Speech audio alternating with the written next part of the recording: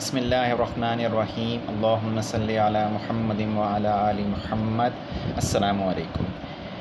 آج جس حدیث پہ انشاءاللہ تھوڑی سی گفتگو کی جائے گی وہ حدیث آپ لوگوں کے سامنے میں پڑھ کر سنا دیتا ہوں۔ حدیث کا مفہوم ہے کہ آپ صلی اللہ علیہ وسلم نے فرمایا، ہر مسلمان کا دوسرے مسلمان پر حرام ہے، اس کا خون، اس کی عزت، اس کا مال۔ اب اس حدیث پہ اگر ہم روشنی ڈالیں اور اس حدیث کو اگر دیکھیں تو ہمیں نبی صلی اللہ علیہ وسلم حدیث میں یہ سمجھا رہے ہیں کہ ایک مسلمان کے لیے دوسرے مسلمان کا مال، اس کی عزت اور اس کا خون بالکل حرام ہے۔ اچھا، حرام اس چیز کو کہتے ہیں جس میں دین نے جس کو سختی سے منع کیا اور کہا ہے کہ یہ کام آپ نے نہیں کرنا، اگر آپ یہ کام کرتے ہیں تو آپ سخت گناہ گار ہوں گے، اور دین کی روح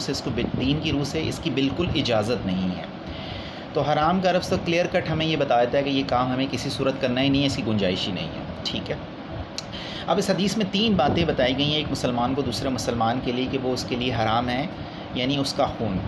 سب سے پہلے خون پہ بات کر لیتے ہیں۔ تو ہم اپنے ارد گرد اگر یہ دیکھیں تو آج ایک مسلمان دوسرے مسلمان کا خون بہانے کے لیے کسی بھی صورت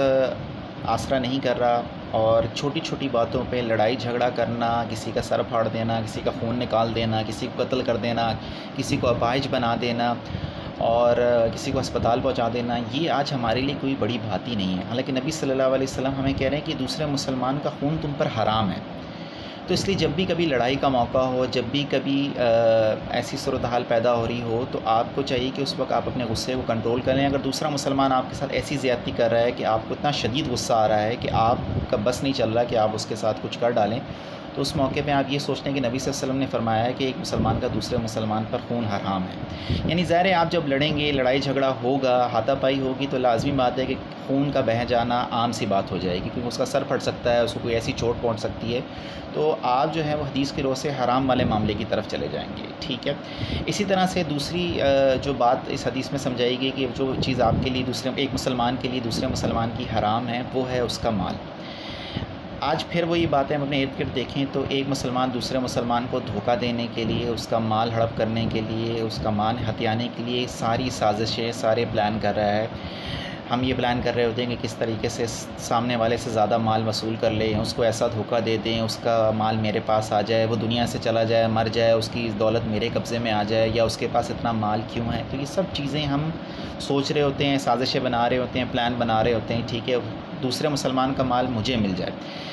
بلکہ میں یہاں تک کہوں گا کہ ایک مسلمان سے زائد قیمت وصول کرنا بھی اسی زمرے میں آتا ہے، کیونکہ آپ دوسرے مسلمان کا زیادہ مال ہتھیانے کے لیے اس کو زیادہ قیمت بتا رہے ہوتے ہیں، اور وہ مجبور ہے، اور مجبوری کے عالم میں جب خریدے گا تو ظاہر ہے آپ اس کا مال ہتھیانے کے لیے یہ سارا کام کر رہے ہیں کہ میں اس سے زیادہ مال وصول کر لوں، اس سے زیادہ مال وصول کر لوں، یہ مجھے امیر آدمی لگ رہا ہے، اس کے پاس شاید زیادہ پیسے ہیں، میں زیادہ اس سے پیسے کما لیتا ہوں، تو یہ بھی اس زمرے میں سمجھتا ہوں آتا ہے۔ اسی طرح سے تیسری جو بات اس حدیث میں جس کے بارے میں منع کیا گیا ہے، حرام کہا گیا ہے، وہ ہے دوسرے مسلمان کی عزت۔ اچھا، یہ انتہائی خطرناک معاملہ ہے کہ ہم اس وقت ہر شخص اس مرض کے اندر مبتلا ہے کہ دوسرے مسلمان کی عزت کو اتارنے کے لیے ہم تیار بیٹھے ہیں۔ کسی کی کوئی ذرا سی بات ہمیں اگر پتہ چل جائے تو ہم اس کو محفل میں بتانا، دوستوں کے ساتھ بتانا، رشتہ داروں کے ساتھ بتانا اپنا فرض سمجھتے ہیں۔ ہم سمجھتے ہیں کہ بھئی دوسرے کو بتائیں گے نہیں تو اس کو پتہ کیسے چلے گا۔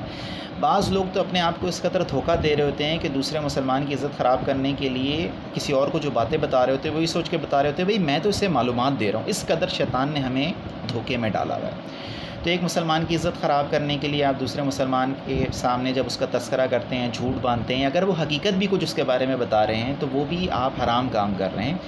ہمیں چاہیے کہ ہم کسی بھی مسلمان کی عزت کی حفاظت کریں۔ اگر ہمیں کسی دوسرے مسلمان کے بارے میں ایسی کسی بات کا پتہ چل گیا ہے جس سے اس کی عزت خراب ہو سکتی ہے، تو ہمیں چاہیے کہ وہ بات اگر ہمیں پتہ چل گئی ہے تو ہم اسے اپنے پیٹ تک ہی رکھیں اور دوسروں کو نہ بتائیں، تاکہ اس مسلمان کی عزت خراب نہ ہو۔ اسی طرح سے اس میں مزید بات ڈالیں کہ ہم دوسرے مسلمان بہن بیٹیوں کی عزت پہ بھی ہاتھ ڈالنا اور ان کے ساتھ کھیلنا اور ان کے ساتھ گفتگو کرنا، زنا کرنا، یہ ہمارے لیے کوئی بڑی بات ہی نہیں ہے۔ ہم سمجھتے ہیں کہ بھئی ہماری بہن بیٹی محفوظ ہے، کوئی فرق نہیں پڑتا، دوسرے کی بیٹی ہے، میرے باپ کا کیا جاتا ہے؟ وہ جو ایک ہمارے یہاں پورے معاشرے میں ایک ایٹیٹیوڈ ڈیولپ ہو چکا ہے کہ بھئی میرے باپ کا کیا جاتا ہے، یعنی دوسرے مسلمان کی بہن بیٹیوں سے گفتگو کرنا، ان کے ساتھ تعلقات قائم کرنا، یعنی ان کو فراڈ کرنا، ان کے عزت سے کھیلنا، یہ سب ہمارے لیے بڑی عام سی بات بن گئی۔ بلکہ یہاں تک افسوس کے ساتھ کہنا پڑ رہا ہے کہ ہم جس کے زیادہ چکر ہوتے ہیں، جس کے زیادہ دوسری خواتین کے ساتھ تعلقات یا معاملات ہوتے ہیں، وہ اتنے فخر سے دوسروں کو بتا رہا ہوتا ہے کہ تمہیں پتہ ہے کہ میں 3-4 لوگوں کے ساتھ، میری عورتوں کے ساتھ میری دوستی ہے، یا میرے 3-4 لڑکیوں کے ساتھ جو ہیں وہ میں نے ان کے ساتھ فراڈ کر رہا ہوں، یا میرے ان کے ساتھ معاملات ہیں۔ تو یہ انتہائی